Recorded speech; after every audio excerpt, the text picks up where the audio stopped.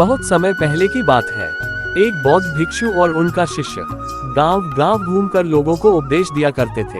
एक बार जब वे गांव में धर्म उपदेश देकर वहां से चलने वाले ही थे, तभी जोर जोर से बारिश शुरू हो गई। उन्होंने बहुत देर तक प्रतीक्षा की, लेकिन बारिश रुकने का नाम ही नहीं ले रही थी। तो उन्होंने निर्णय लिया कि वह इस गांव में कुटिया बनाएंगे और अगले कुछ हफ्तों तक उसी गांव में रहेंगे। उन्होंने गांव के बाहर एक छोटी सी कुटिया बनाई और वहीं रहने लगे। लोगों को उन बौद्ध भिक्षु के मुंह से बुद्ध की शिक्षाओं को सुनना बहुत अच्छा लगता था, इसलिए हर दिन बहुत से गांव वाले उनके उपदेश सुनने आने लगे।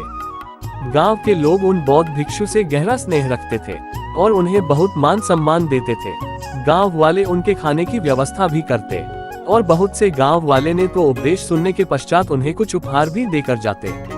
इस तरीके से बहुत दिनों तक वह बौद्ध भिक्षु और उनका शिष्य उस गांव में ठहरे रहे।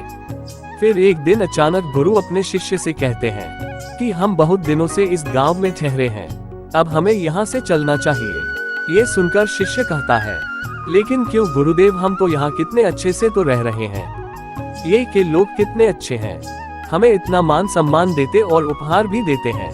क्यों ना हम यहाँ कुछ और दिन रुके और उसके पश्चात हम यहाँ से चले जाएंगे और तब तक हमारे पास बहुत से दान दक्षिणा और धन इकट्ठा हो जाएंगे। शिष्य के मुंह से ऐसी बात सुनने के बाद गुरु ने कहा, नहीं, यहाँ अब हम और नहीं रुक सकते। हम यहाँ पहले ही बहुत दिन रुक चुके हैं और हमें धन और उपहार इकट्ठा करना, ये चीजें हम भिक्षुओं की कोई काम का नहीं है और हमें इन चीजों से लगाव भी नहीं रखना चाहिए। हम तो त्याग के मार्ग पर चले हैं, फिर हमें इन धन का क्या करना है। गुरु ने शिष्य के आंखों में देखते हुए कहा, हम आज ही यहाँ से चलेंगे और जो कुछ भी उपहार में मिला है वो सब कुछ यही ही छोड़ दो और खाली हाथ हमारे साथ चलो। शिष्य तो वो सारी उपहार अपने साथ ले जाना चाहता था, लेकिन वो गुरु का आज्ञा का उल्लंघन भी नहीं कर सकता, इसलिए वह जाते जाते वह चांदी के सिक्के बिना गुरु के बताए अपने कपड़ों की पोटली में छुपा लेता है।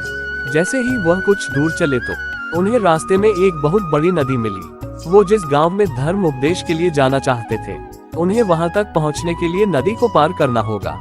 जब वह नदी के किनारे पहुंचे तो वहां एक नाव चालक वहां बैठा हुआ था।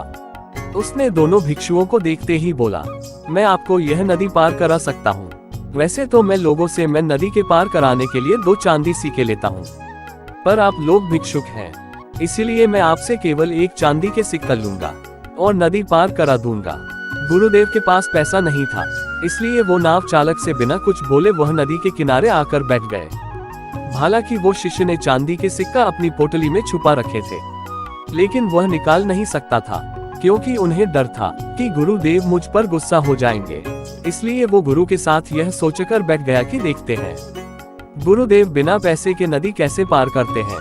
लेकिन गुरुदेव इस बात को सोचकर नदी के किनारे बैठे रहे कि हो सकता है कि कुछ देर बाद नाव चालक बिना सिक्कों के नदी पार करा दे, या फिर जिस गांव से वह अभी आए हैं वहां का कोई इंसान यहां से गुजरे और उनके हिस्से का किराया भी नाव चालक को दे दे।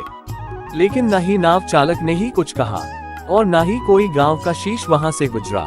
बैठे बैठे शाम हो गए, लेकिन डर के मारे ना तो शीश ने पोटली में से सिक्का निकाले, न ही नाव चालक बिना सिक्का की नदी पार कराने को तैयार था। अंधेरा होने लगा, लेकिन वह अभी बैठे हुए थे। ये देख नाव चालक ने डराने की कोशिश की। उसने कहा, गुरुदेव रात होने को है और रात में आप लोग का ठहरना खतरनाक हो सकता है, क्योंकि बहुत से खूंखार जंगली जानवर रात में इस नदी में पानी पीने आते हैं और आपके साथ कुछ भी हो सकता है। इसीलिए या तो आप जहां से आए हैं वहां वापस लौट जाएं, या मुझे सिक्के देकर ये नदी पार करें और अपने गंतव्य तक पहुंचे। और वैसे भी कुछ देर बाद मैं भी अपनी नाव लेकर यहाँ से जाने वाला हूँ। जैसे ही उस शिष्य ने नाव चालक के मुंह से यह खतरे की बात सुनी, वह डर गया। उसने तुरंत ही अपनी पोटली में से 2 चांदी के सिक्के निकाले और नाव चालक को देते हुए कहा, कृपया हमें जल्दी से नदी पार करा दे। नाव चालक ने चांदी के सिक्के लेकर उन्हें नदी पार करा दी। नदी पार करने के बाद गुरु ने कहा, जब मैंने तुमसे कुछ भी लेने से मना किया था, तो फिर तुमने ये चांदी के सिक्के क्यों रख लिए थे? तुमने मेरी बात क्यों नहीं मानी? शिष्य ने कहा, गुरुदेव अगर ये चांदी के सिक्के मेरी पोटली में नहीं होते तो हम बहुत बड़ी मुश्किल में पड़ सकते थे। रात का समय था और कुछ भी हो सकता था। इन सिक्कों ने हमें सुरक्षा दी है और आप धन्यवाद करने के बजाय मुझे डांट रहे हैं। ये सुन गुरुदेव ने मुस्कुराते हुए कहा, जब तक ये सिक्के तुम्हारे पोटली में बंद थे तब तक हम मुसीबत में थे, लेकिन जैसे ही तुमने उन्हें बाहर निकाला मुसीबत खत्म हो गई। और मैं तुम्हें यही समझाने का प्रयास कर रहा था कि असली खुशी देने में है, त्याग में है। तुमने 2 सिक्कों का त्याग किया और परिणाम तुम्हारे सामने है। ये सुनते ही शिष्य को आभास हुआ। उसने बचे हुए चांदी के सिक्के गरीबों में बांट दी और वो दोनों आगे बढ़ गए।